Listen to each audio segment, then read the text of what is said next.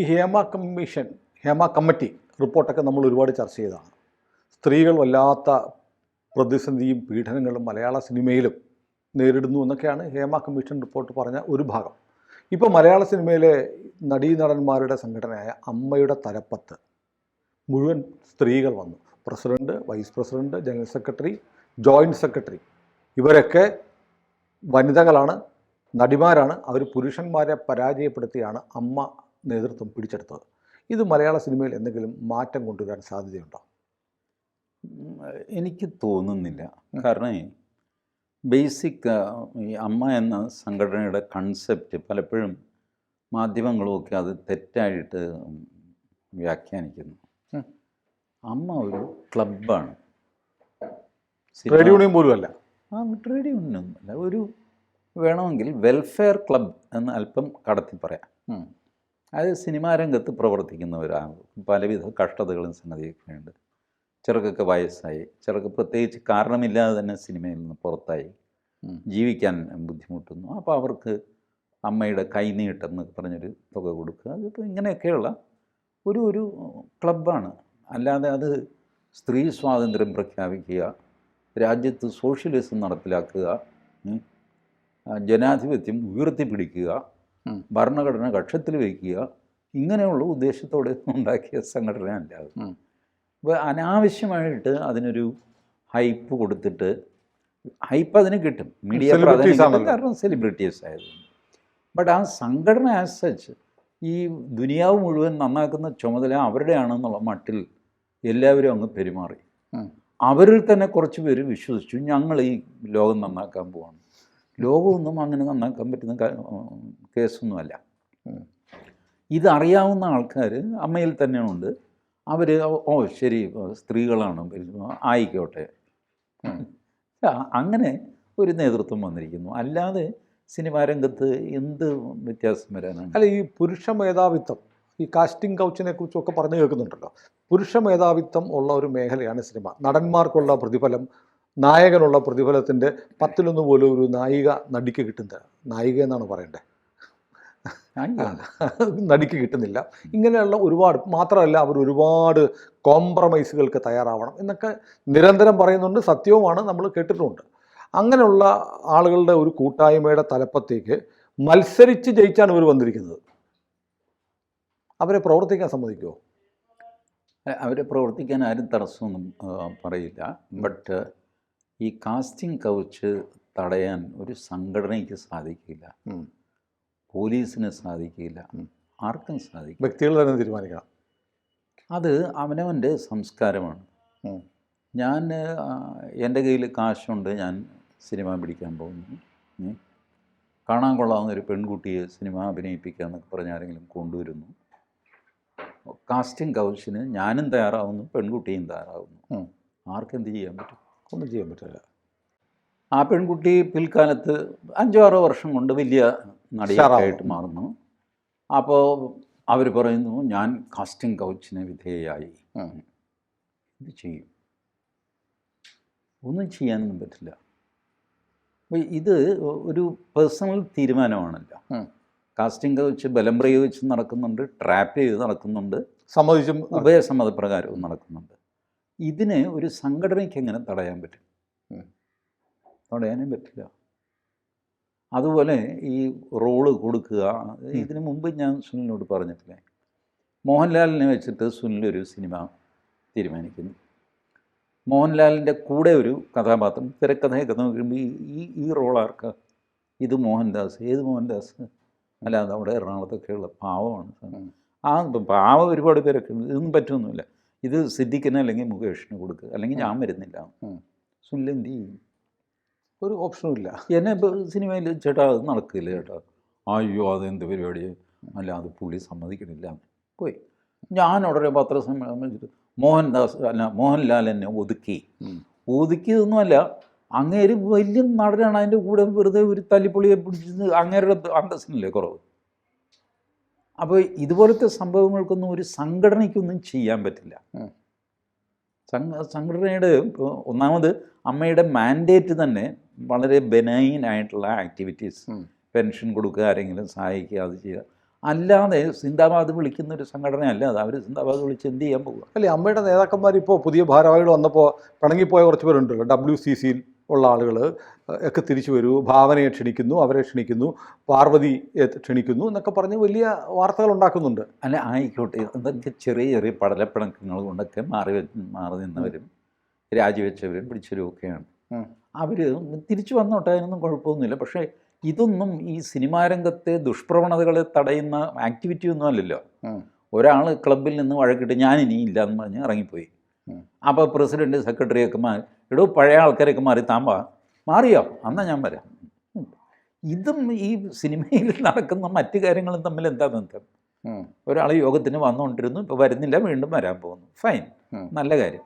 But ഇതൊന്നും സിനിമയിലെ ദുഷ്പ്രവണതകളെ തടയാനായിട്ട് ഉള്ള കാരണങ്ങളാവുന്നില്ല. അവർക്കൊന്നും ചെയ്യാൻ പറ്റില്ല. They don't have any tool. ഇപ്പോൾ ഹേമ കമ്മിറ്റി റിപ്പോർട്ട് വന്നു. ഫൈനലി സംഭവിച്ചത് സുനിൽ നോക്ക്. ഹേമ കമ്മിറ്റി റിപ്പോർട്ടിൽ പരാതി കൊടുത്ത ആൾക്കാരെ പേരിൽ കേസെടുക്കുക, അത് കോഗ്നൈസബിൾ ഒഫൻസാണ്. ആ കമ്മിറ്റി റിപ്പോർട്ടിൽ വന്ന സ്ഥിതിക്ക് അത് മതി എന്നൊക്കെ പറഞ്ഞിട്ട് കേസെടുപ്പിച്ചു. കേസെടുപ്പിച്ച് കഴിഞ്ഞപ്പോൾ എന്ത് സംഭവിച്ചു? ഈ പരാതിക്കാർ തന്നെ പറഞ്ഞു, ഞങ്ങളില്ല, കേസുമായിട്ട് മുന്നോട്ട് പോകാൻ ഞങ്ങളില്ല. സുപ്രീം കോടതിയിൽ അവർ സബ്മിറ്റ് ചെയ്തു, ഞങ്ങളിത് കേസെടുക്കാൻ വേണ്ടി പറഞ്ഞതല്ല, ഒരു അന്വേഷണത്തിൻ്റെ ഭാഗമായിട്ട് പറഞ്ഞതാണ്.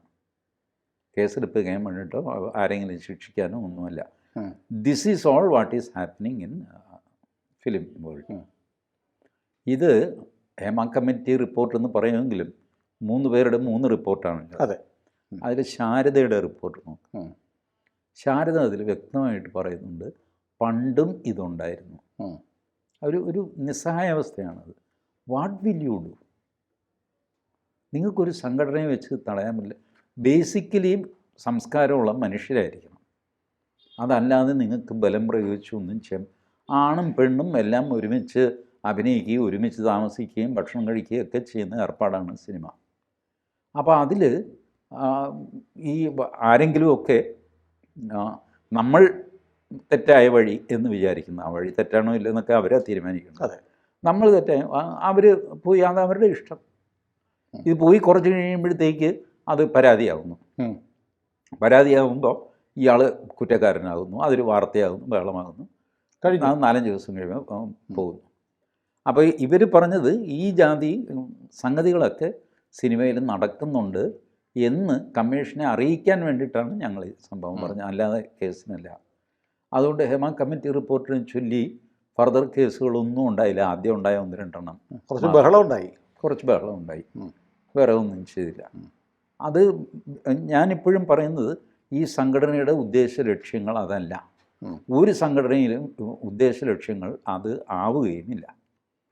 സദാചാരം നടപ്പിലാക്കാനായിട്ടൊരു സംഘടന ഉണ്ടാക്കി എങ്ങനെ നിങ്ങൾ നടപ്പിലാക്കും?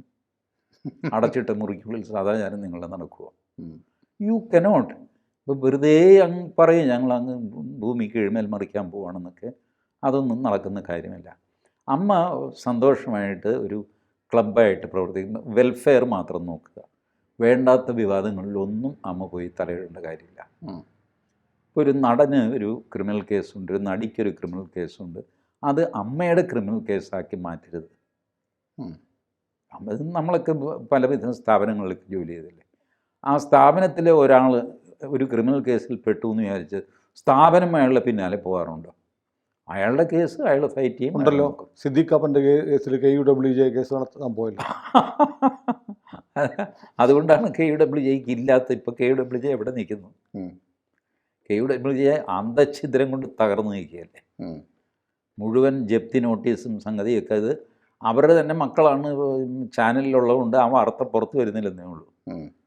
ഞാനതെല്ലാം ശേഖരിക്കുന്നുണ്ട്. KUWJക്കെതിരെ വിജിലൻസ് അന്വേഷണം, മറ്റേ ജപ്തി ചെയ്യാനുള്ള നോട്ടീസ്, അത് ഇതൊക്കെ ആയിട്ട് തകർന്ന് തരിപ്പണമായിട്ട് നിൽക്കുകയാണ്. ഇത് ഈ വേണ്ടാതിനത്തിനൊക്കെ പോയിട്ടാണ്. അല്ലാതെ ഒരു തൊഴിലാളി യൂണിയൻ എന്നുള്ള നിലയ്ക്ക് നിന്നിരുന്നെങ്കിൽ ഈ കുഴപ്പമൊന്നും ഉണ്ടാകുമായിരുന്നില്ല. അതും സാധാരണ തൊഴിലാളി യൂണിയൻ അല്ല KUWJ.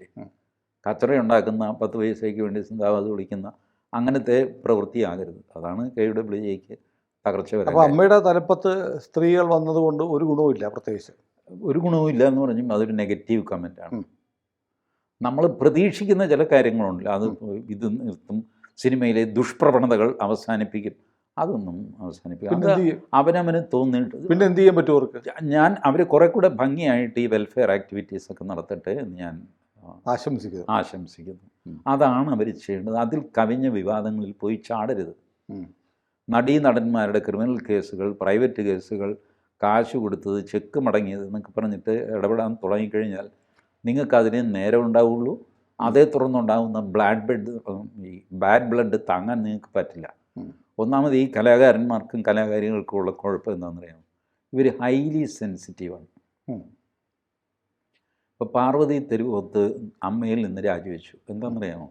ഇടവേള ബാബു ഒരു ടി വിയിലിരുന്ന് ഒരു കമൻറ്റ് പറഞ്ഞു.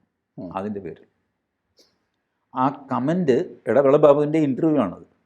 വൈകുന്നേരം ആയപ്പോൾ ആ ഇൻ്റർവ്യൂ ഫുൾ വന്നു കഴിഞ്ഞപ്പോൾ ഇടവേള ബാബു പറഞ്ഞതിൽ ഒരു തെറ്റും കാണുന്നില്ല. കട്ട് ചെയ്ത് വന്നപ്പോഴാണ് പ്രശ്നമായത്. കട്ട് ചെയ്ത് ഇവർ പ്രിവ്യൂ കാണിച്ചുകൊണ്ടിരുന്നു ഉച്ച മുതൽ. അത് കേട്ട് കലിതുള്ളിയിട്ട് ഇറങ്ങിപ്പോയി, രാജിവെച്ചു. ഇതാണ് പാർവതി തെരുവോത്തിന്. പാർവതിക്ക് ഇപ്പോഴും പടമൊന്നുമില്ല. അല്ല, അത് വേറെ കാര്യങ്ങളുണ്ട്.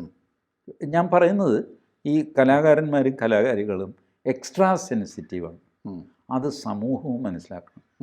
അവരെന്തെങ്കിലും പറഞ്ഞു എന്ന് വിചാരിച്ച ഉടനെ അവരെ തള്ളിക്കളയുക, അങ്ങനെ ചെയ്ത് അവർ പെട്ടെന്ന് പ്രതികരിക്കുന്നവരാണ്, വൈകാരികമായിട്ട് പ്രതികരിക്കുന്ന. അതുകൊണ്ടാണ് അവർ കലാകാരനും കലാകാരിയുമായിട്ട് ഇരിക്കുന്നത്. അവരുടെയൊക്കെ സ്വഭാവം നോക്കും. പാർവതി പെട്ടെന്ന് പൊട്ടിത്തെറിക്കും, പെട്ടെന്ന് അത് മറക്കുകയും ചെയ്യും. വളരെ പെട്ടെന്ന് പിണങ്ങി ദേഷ്യം, ഇനി മേലാൽ ഞാനിവിടെ കാലുകുത്തില്ല എന്നൊക്കെ പറഞ്ഞിട്ട് കുറച്ച് കഴിയുമ്പോൾ അപ്പുറത്തൂടെ. അല്ല, ഇപ്പോൾ പാർവതി തെരുവോത്തിന് അതിനുള്ള അവസരം കിട്ടി, പറ്റിയ അക്കിടി തിരുത്താനുള്ള ചാൻസ് വന്നു. അല്ല, അക്കിടി ആയിരുന്നില്ല. പാർവതി തെരുവോത്തിൻ്റെ ഔട്ട്റേജ് വാസ് ജെന്യുവൻ. ആ പ്രിവ്യൂ കണ്ടപ്പോൾ എനിക്ക് പോലും തോന്നി മഹാമോശമാണ്. വൈകുന്നേരം ഇത് ഫുള്ള് കണ്ടപ്പോഴാണ് അയ്യോ വെറുതെ ഇടവേള ബാബുവിനെ കുറ്റപ്പെടുത്തിയെന്ന് തോന്നി. അത് ആ ചാനൽ കാണിച്ച ചെറിയൊരു മിസ്റ്റീഫാണത്. അവിടം വെച്ച ഡയലോഗും കട്ട് ചെയ്തിട്ട് അങ്ങനെ കയറിപ്പോട്ടെ, എല്ലാവരും പിടിക്കാനുള്ള പരിപാടിയായിരുന്നു. എതിരാ കാണിച്ചു കഴിഞ്ഞപ്പോൾ പോയി. അപ്പോൾ ഈ അതുകൊണ്ട് ഞാൻ പാർവതി തെരുവോത്തിനെ കുറ്റം പറയില്ല. അപ്പോൾ ആരായാലും പൊട്ടിത്തെറിച്ചു പോകും ആ സമയത്ത്. ബട്ട് ദെൻ അത്ര പെട്ടെന്ന് അമ്മയിൽ ഇനി ഞാനില്ല എന്നൊക്കെ പറഞ്ഞിട്ട്, അന്ന് ഇടവേള ബാബു ജനറൽ സെക്രട്ടറി മറ്റായിരുന്നു തോന്നുന്നു, ഞാനില്ല എന്നൊക്കെ പറഞ്ഞ് ഇറങ്ങിപ്പോകുന്നു. ആ സ്വഭാവം ഈ ശരിയല്ല എന്ന് നമുക്ക് പറയാം. പക്ഷേ കലാകാരന്മാരും കലാകാരികളും അങ്ങനെയാണ്. നിസാര കാരണം എക്സ്ട്രാ സെൻസിറ്റീവാണ് അവർ. അതുകൊണ്ടാണ് അവർക്ക് കലയിൽ പെർഫോം ചെയ്യാൻ പറ്റുന്നത്. There sensory perception very high ആണ്. വളരെ പെട്ടെന്ന് അവർ കാര്യങ്ങൾ ഗ്രഹിച്ചെടുക്കും. അതൊരല്പം സൂപ്പർലേറ്റീവിലേക്ക് പോകും. അപ്പോഴാണത് നടനം ആകുന്നത്. നടിക്കുന്നതാണ് നടനം. ഒരല്പം അതിശയോക്തിയാണ് ഈ നാടകം എന്ന് പറയുന്നത്, അഭിനയം എന്ന് പറയുന്നത് ചെറിയൊരു അതിശയോക്തിയാണ്. ഇപ്പോൾ ഒരാളിൻ്റെ അമ്മ മരിച്ചു, അയാൾ വെറുതെ കല്ല് പോലെ നിൽക്കാം. ജീവിതത്തിൽ അങ്ങനെയൊക്കെ ആയിരിക്കും, ആരും ഇങ്ങനെ വലിയ അഭിനയമൊന്നും കാണിക്കില്ല. ബട്ട് കല്ല് പോലെ നിന്ന് കഴിഞ്ഞാൽ അത് അഭിനയമാകില്ല, നടനമാകില്ല. മുഖത്ത് ആ ഭാവം വരണം. ഈ ഭാവം വരുന്നത് ഇയാൾ ഹൈലി സെൻസിറ്റീവ് ആയതുകൊണ്ടാണ്. നമ്മൾ ഈ ഭാവം കാണിക്കാൻ പോയി കഴിഞ്ഞാൽ ഇല്ലേ, ജഗദീഷ് ശ്രീകുമാർ പറയുന്നില്ല, പശു ചാണകം ഇടാൻ പോകും, ഇതുപോലെ അപഹാസ്യരായി പോകും. They have that quality. ആ ക്വാളിറ്റിയുടെ ഒരു ഇതാണ് ഒരു നെഗറ്റീവ് വശമാണ് ഈ ഓവർ സെൻസിറ്റിവിറ്റി. അത് മറ്റുള്ളവർക്ക് മനസ്സിലാക്കി കഴിഞ്ഞാൽ ഒരു കുഴപ്പമില്ല, ഇങ്ങനെ അല്പം ചൂടനാണ് എന്ന് നമ്മൾ പറയാറില്ലേ, അതുപോലെ വിചാരിച്ചാൽ മതി. അല്ലാതെ അതിൽ കളങ്കമൊന്നുമില്ല അവർക്ക്. അതുകൊണ്ട് അമ്മ ഒരു വെൽഫെയർ ക്ലബ്ബായിട്ട് ഭംഗിയായിട്ട് നടക്കട്ടെ. ഇടവേള ബാബു പാർവതി തെരുവോത്തിനെ ദ്രോഹിക്കുമൊന്നും ആയിരുന്നില്ല എന്ന് പറഞ്ഞ് മനസ്സിലാക്കാനും അവർക്ക് പറ്റട്ടെ. കൂടുതൽ വാർത്തകളും വിശേഷങ്ങളും നിങ്ങളിലേക്ക് എത്താൻ ABC മലയാളം സബ്സ്ക്രൈബ് ചെയ്യുക, ബെൽ ബട്ടണും അമർത്തുക.